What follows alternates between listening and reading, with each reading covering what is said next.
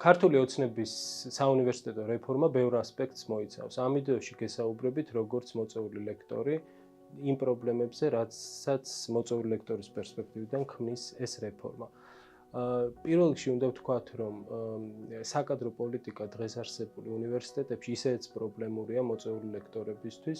ჩვენ მუშაობთ საათობრივ ანაზღაურებაზე და ეს საათობრივი ანაზღაურება არის როგორც წესი მიზერული ხელფასის სახით წარმოდგენილი, თუმცა ამ რეფორმის შემდგომ ეს მიზერული ანაზღაურება შეიძლება გაგვიუქმდეს, რადგანაც მრავალი ჩვენგანი პოტენციურად რჩება სამსახურის გარეშე. რატო ვამბობ ამას? ორი მიზეზით. პირველ რიგში 3+1 მოდელი, რომელზეც ლაპარაკობს რეფორმა, ნიშნავს იმას, რომ სასწავლო საათების დაახლოებით 25% შემცირდება.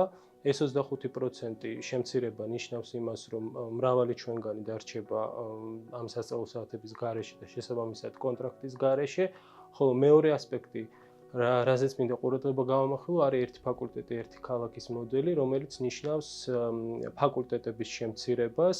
ამ ფაკულტეტების სათავეში მოექცევა ერთი პროფესორი, რომელზეც საუბრობს ასევე რეფორმა. ეს ერთი პროფესორი ნომენკლატურულ პრინციპით დაექვემდებარებს რაღაცა პატარა ჯგუფს თავის გარშემო, რომლებიც იქნებიან ლოიალობით ამ პროფესორისადმი, რაც გულისხმობს იმას, რომ აპრიორი მრავალი ჩვენგანი ასევე ამ პუნქტითაც დარჩება სამსახურის გარეშე.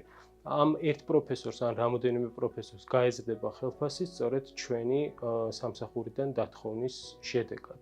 შესაბამისად, ქართული ოცნების განათლების რეფორმა არ პასუხობს რეალურ გამოწვევებს, რომლის წინაშეც დღეს ქვეყნის საუნივერსიტეტო სივრცე დგას და პირიქით უფრო აღრმავებს მათ.